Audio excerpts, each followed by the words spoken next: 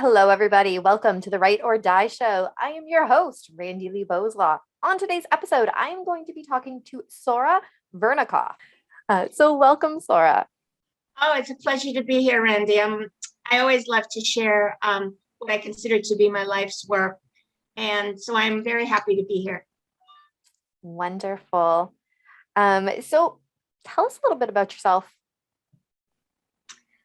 Okay, well, gee whiz. It's the hardest question of the whole thing. Oh, my goodness. Okay, so I was an educator over 20 years ago. I taught in East New York, Brooklyn. I live in Manhattan now, just to give you a visual, not far from the Empire State Building or from the UN, depending which direction you walk. And I grew up in Brooklyn. And when I graduated school and then afterwards, I got a job in a very, very challenged neighborhood in an inner city school, which was 100 years old with a coal burning furnace. And it was really tough. The kids were tough. Everything was tough. And there I was. It was pink glasses and a pink toe. And Love it. Love it. And you know, I pretty much died. I thought my first year, I thought I was going to quit. But my boyfriend at the time said, "Who's bigger, you or them?" I said, "Me." He says, you can do this. Anyway, long story short, I got really good at classroom management, 35 kids, can't read, whatever. And I got good at it, but it took day by day trial and error, learning about myself. And it was really painful, I will say. But at least you didn't give up. There's a lot of people out there that would have given up. Well, I'm a fighter. You know, I will tell you that I'm a fighter. I realize I didn't know I was, but I realize it now as I've gotten older. I believe I'm a child of God, and God don't make no junk. So if God put me, so I believe that if you turn to a higher power and you understand that you're helpless, that you're in much better shape than if you think you're in control. So I'm always going to fight. That's who I am. I'm a pissed off individual. Yeah. So yeah. So what happened was I got really good at it. One day I looked out at these 35 fourth graders and I said, how come, Sora, these kids who walk, talk, and do all those other things, they listen to you, but food has no animate qualities. You can't stop thinking about it and you can't stop eating. And I was like fascinated by that thought because all I did all day, Randy, was think about food. And I had an idea at that moment come to me. I call that my aha moment. And my aha moment was, I want you to stop dieting. I want you to eat whatever foods you want, but I want you to journal every thought prior, during, and after every eating experience to find out why your mind works the way it does. Okay, so question for you, because you're talking about, I don't want you to diet anymore. Were you doing a lot of dieting before? Yes, my whole life. You know, Weight Watchers, you know, I'm going to call it out. I did Weight Watchers perfectly, do everything perfect, and then regain the weight all the time, you know. So, and what really bothered me was I'm the kind of person, I don't mind putting years in a project, but I don't want to do it again. Yeah, really. You want to do it right the first time, and Yes. that's that. Yes, I want to do it the first time. I want to do it well, and then I want to let go. So that's my nature. You know, that's my nature. So here I would do level every tablespoon. I even journaled my intake with Weight Watchers, and then I would binge, put on the weight, and it was just like, you know. It's a cycle. Well, I'm gonna tell your listeners why that is because I've done some research, and so what happened was I was fascinated by the idea. I knew I couldn't go back on a diet, and I knew I was dying. I was dying by being plagued by all these food thoughts all day, and I knew I had to do a deep dive. All right. So I started journaling, and I took off 25 pounds that I've kept off since '84. All right. Wow. Yeah, I've maintained my weight since 1984.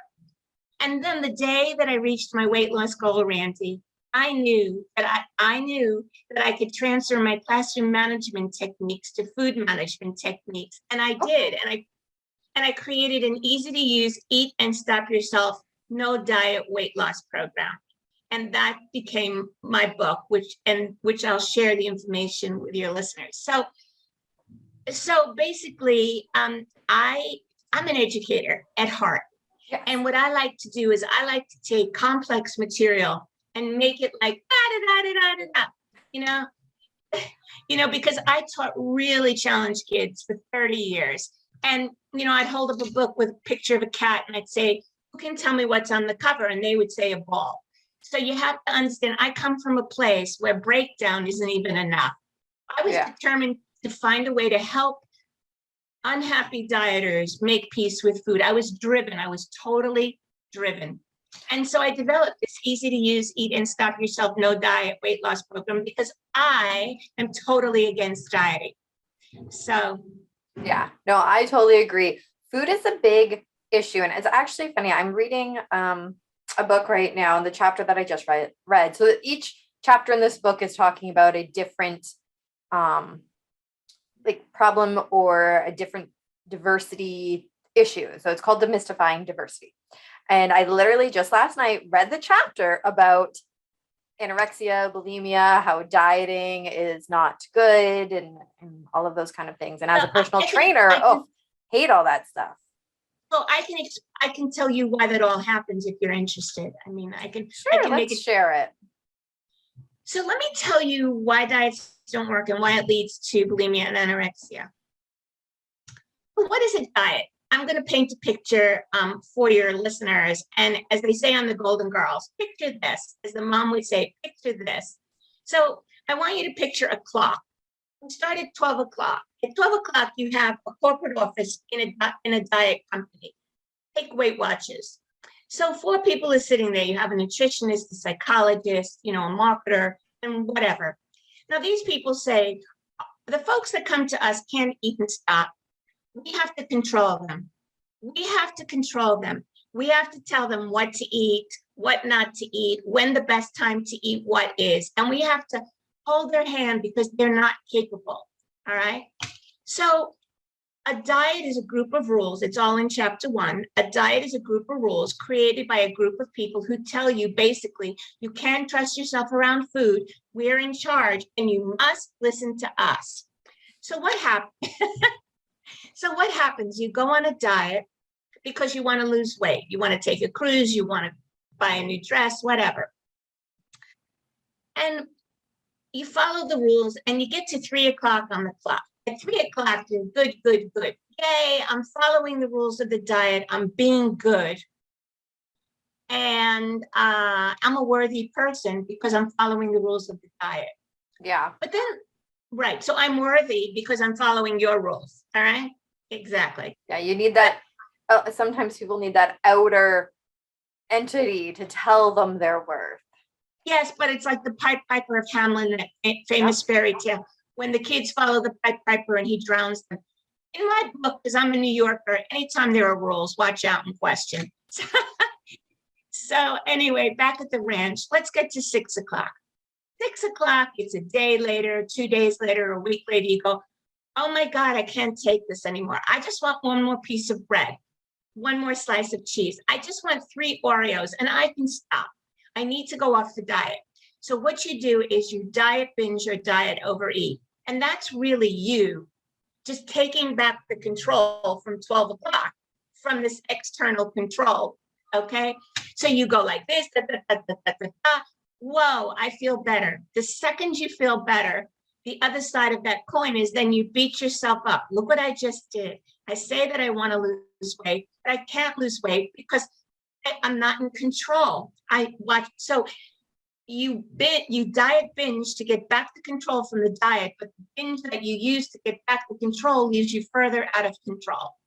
So there is no control. You're out of control to the diet and you're out of control of yourself. So what happens? 9 o'clock comes around and you go, well, what I just did, I can't, do this on my own. So you go back to the diet at 12 o'clock, knowing full well there's another binge on the way. So why don't diets work, Randy? They don't work, number one, because they're not your rules, okay? They're just not your rules. And number two, they're actually based on deprivation. The diet never asks you what you want. The diet tells you what to have and how much to have. Well, who's to say that I don't want 3 chocolate bars that day? And the diet will say I can only have 1 a week. So it's based on total deprivation. So we have a deprived person who's not having the food they really want, and they're being told when to have it and how much. So how can the diet work? And what I like to say is that if diets work, why would they be over 150? It's true. It's more about creating yourself a healthy and happy lifestyle, not a specific diet. A diet implies that you're doing it for one kind of goal, like you said, weight loss. And then as soon as you hit that weight goal, well, then you stop doing that diet. But if you stop doing it, then you just put all the weight back on. So it's more about creating the lifestyle that you want. You know what? That's very well put. I will tell you. But here's the problem with that for the compulsive eater. You know, there's like an intuitive eating movement that came up in the 90s. And then there's people who say, you know, have a chip and count to 10. Are you, you know, does it satisfy you? Does it not? The problem with giving people control and saying, eat anything you want and check yourself how you're feeling. Most people who are compulsive eaters won't do that, including myself, because I'm scared I'll eat myself to death, that I will chew myself to death. So that's why the anti-diet movement hasn't really moved all that much, because folks are basically afraid of chewing themselves to death, because how can I stop myself? But that's what I figured out. I figured out how not to diet, and I developed 2 techniques that let you know when you're going to stop eating before your first bite. So you actually become a managed chewer, and you can lose your weight, and more than that, you can make peace with food. So that's what I'm passionate about. And knowing that you're in control. Yeah. And control, you keep saying that word. That is such an important part of eating disorders, is a lot of times it's about feeling in control, whether it's controlling exactly what you eat or controlling taking the food out of your body. It's a lot of it comes down to that control piece. You know, it's all about control. What you do is anyone who has an eating disorder, or however you term it, whether you're a binge eater, bulimic, anorexic, or all 3, what you do is you use food basically to cope with your life. You know, you just use food to cope with your life. So what I did is the program I developed lets you cope with those uncomfortable feelings, but also stop eating. I believe in empowerment. I believe every man and woman should be in control. I believe in self-regulation, but I had to find a way to do it with food, you know? Yeah. We can say do this, do that, but ultimately these are not easy things to do, right? Like, especially when are you kidding? I spent my life this is my life's work. It's extraordinarily difficult, but you have to decide you're worth it. Yes, exactly. You have to take that first step. And you know what? That first step could be very, very simple. It could be watching this interview and listening to what somebody said. And even if you don't do anything else with it for 6 months, say, you've made the first step, and now it's kind of sitting there in the back of your brain. This option, this potential book, you can go back and listen again. And then 6 months down the road, maybe you pick up the book, and maybe you try whatever. Maybe you call a counselor to start talking about it. Whatever it happens to be, it can be very little baby steps. And that, I think, is one of the reasons that people stop themselves from going and getting help, because they think they have to make these huge steps. Little steps, guys, little steps. Well, you know, that's so well said, Randy. You know, like as a matter of fact, I think I end my book with this, one of my favorite sayings, which is, inch by inch, anything's a cinch, yard by yard, life is hard. So I like that. So I'm an incher, even though I do get impetuous at times, but then I need to calm myself down. Like, everything is baby steps. You know, I'm in agreement with you, Randy. I actually have a prayer in the morning where it says, if you feel you have to finish something in a hurry, just think bite by bite. So I think, right, chew by bite by bite, step by step. The problem is people want it immediately, and let me just tell your listeners that anything immediate probably isn't good for you. It's so true. Yeah. Anything immediate, I can just tell you, is probably not good for you because you haven't processed the consequences of what you're about to do. And until you process that, you're going to be in trouble. Yeah, exactly. So when did you start your compulsive eating? Well, I think I always was a compulsive eating. I mean, my whole family was. You know, I grew up in Brooklyn. I'm of the Jewish faith. My mother was the best cook in the entire world because I'm prejudiced. And she,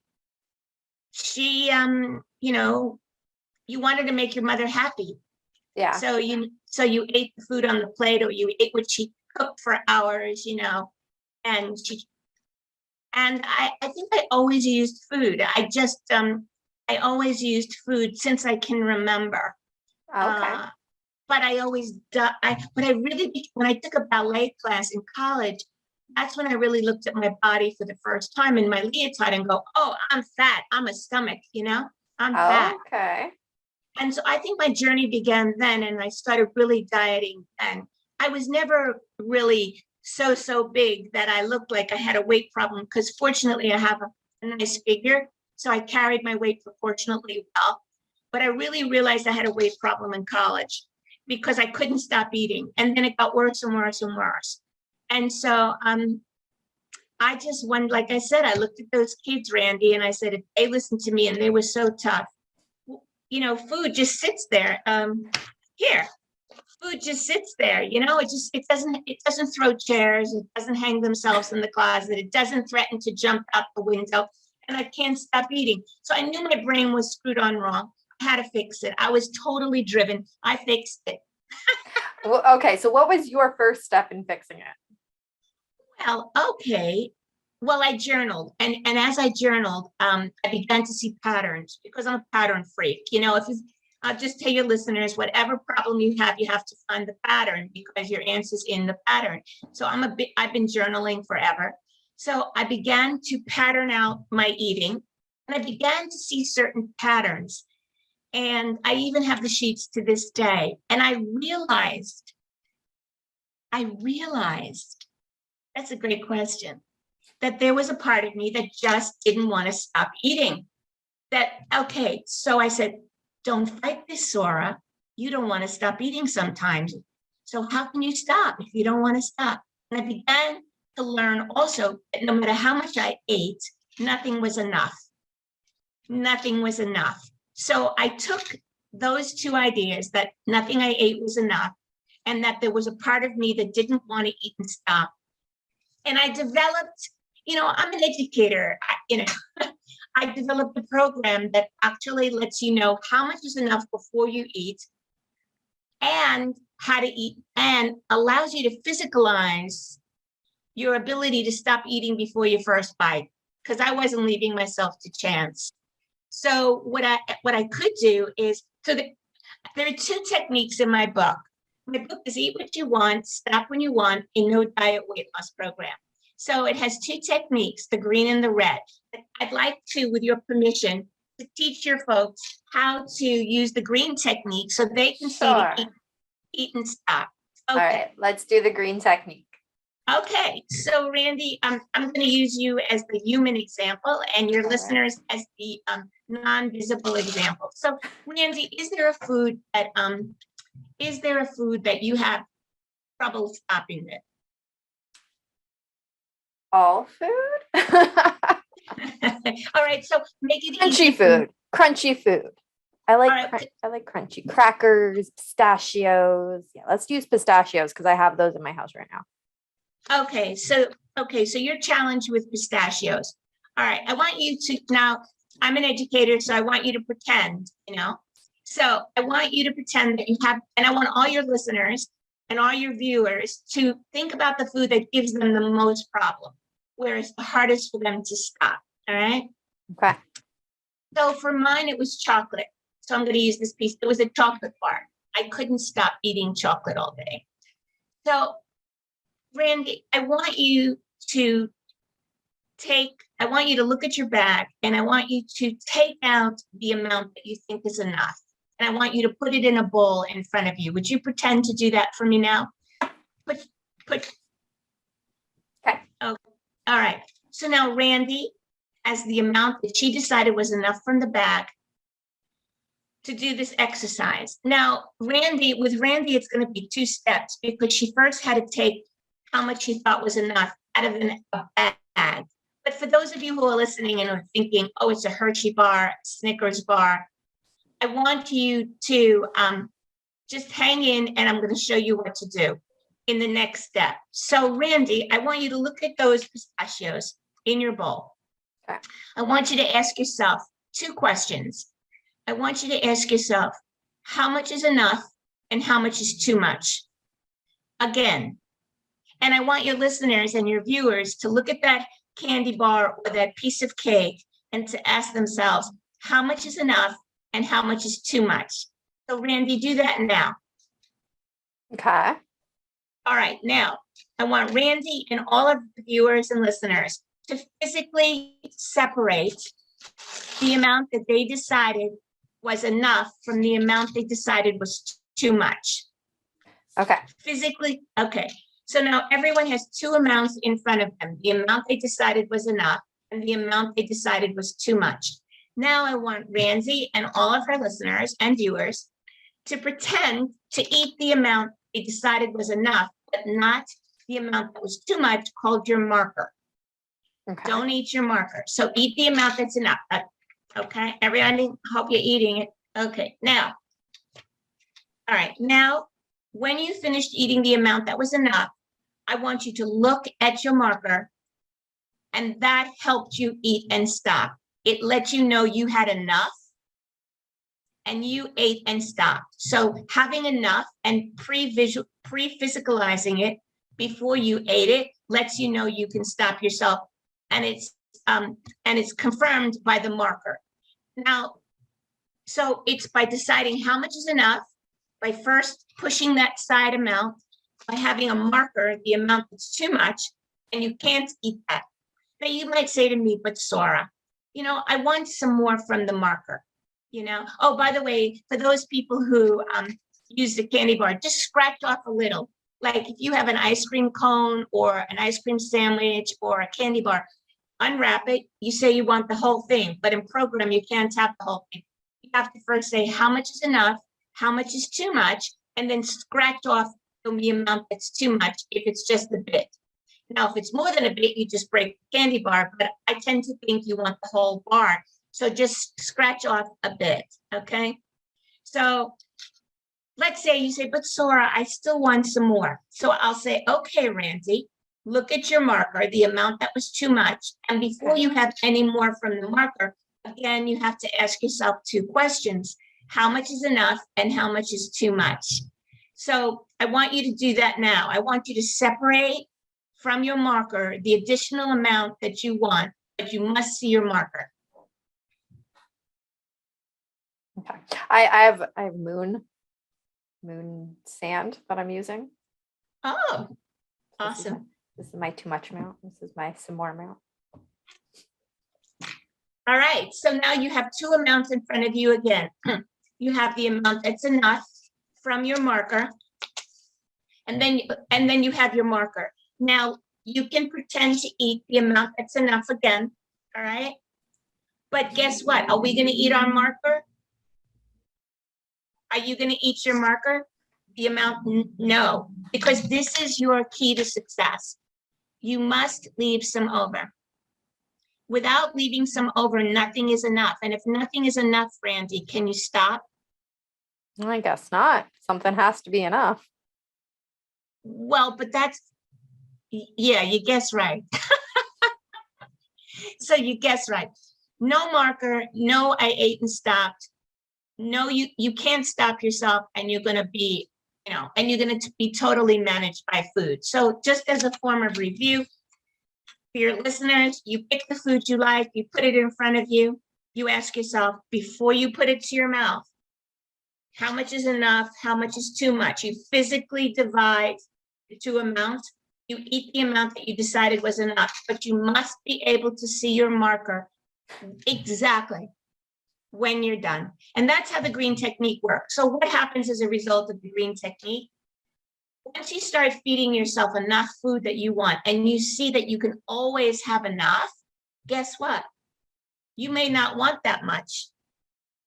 Also, you're going to now manage the food in a new way that you never managed it, because before you heard this interview, you didn't know how much was enough, and you didn't know when to chew and stop. And now you'll be able to know, but you got to have your marker. That's the golden, And then there's another technique, but folks have to read the book to learn that. Yeah, you can't give it all away. So Exactly. Speaking of the book, where do people get it? So you can get my book at my website, which is www.nodieting.net, or you can get it on Amazon.com, or you can get it at BarnesandNobles.com, or you can go into your local store, Barnes and Nobles, and if they don't have it, they'll order it for you. Perfect. And where do people follow you? Okay, great. So they can sign up at nodieting.net, or they can find me at Twitter at NoDietCoach. Perfect. Well, thank you, Sora, so much for being on the show and sharing that with us, because it's a really big issue for a lot of people. I know for myself, I've always been kind of a smaller person. Like, I'm not big now either. I'm the biggest I've ever been, but I'm still not like a big person. But one of the things when you are a smaller person and you are dealing with the food issues is when people come in, they start going, "Oh, look at you, you're so tiny. You could eat whatever you want." And it's like, I actually can't. And I actually like overeat all the time. And then I feel bad. And then you're making me seem like my body image is the only thing that's good about me. It's really hard. So it's all shapes and sizes, all genders, all ethnicities. Everybody can deal with eating issues. Well, there's only one way. You have to ask yourself some important questions. I think the first thing you have to ask yourself is, do I want to make peace with food? Now, if you don't want to make peace with food, go on a diet, because you'll be in deprivation your whole life, and you won't be able to have the foods that you want. So you're going to binge to have those foods, then you're going to beat yourself up, and then you're going to go back on the diet. So it's no win, okay? Yeah. But if you want to gift yourself, so if you want to make peace with food, then I totally suggest my program. It's a workbook. It's 8x5x11. It's under a 2-hour read. It's interactive. And by the time you finish the book, you will have complete control over everything you put in your mouth. And that's what I'm about. Wonderful. So thank you again for sharing with us. Thank you. And Thank you for having me. Thanks. And I wish you the best of luck. Thank you. Bye. So we have a sponsor for today's episode. It is Taylor Smith Design. And I have been using the services for, I guess, almost over a year now. I use the do-it-yourself services, and it makes posting on my social media so much easier. Seriously. They have a user-friendly platform where I can schedule all of my posts for the whole year on multiple social sites at the same time. The best part about that is that I can create recurring posts, so I don't have to constantly redo the same thing, which works great when promoting my books. Plus, if you run multiple businesses like I do, since I'm my kid's momager, you can hook it up to multiple accounts. One price for all of your needs, and it saves me so much time. Depending on the level that you sign up for, it can do so much more than just that. I'm still trying to figure out some of the features that it offers. If you need an affordable solution for your social media needs, then go to getseensocial.ca, use code WRITEORDIE to get your first month totally free. All right. Who doesn't like free? Remember, you want to go to getseensocial.ca and use the code WRITEORDIE. Get that first month free. So, of course, we're going to have the links to follow her and to get a copy of her book down in the description below. So be sure to check those out. If you want to support the show, best way to do it, subscribe to the channel. Share the episodes out with everybody that you know, because you never know what somebody is struggling with. So if you just share it, then you're putting the word out there, and maybe maybe they'll come around and start talking to you about it, and you can be supportive to them. As well, make sure that you check out our merch store. 10% of the proceeds go back to the Canadian Mental Health Association. And remember, the only way to end the stigma of mental health is to speak openly and honestly.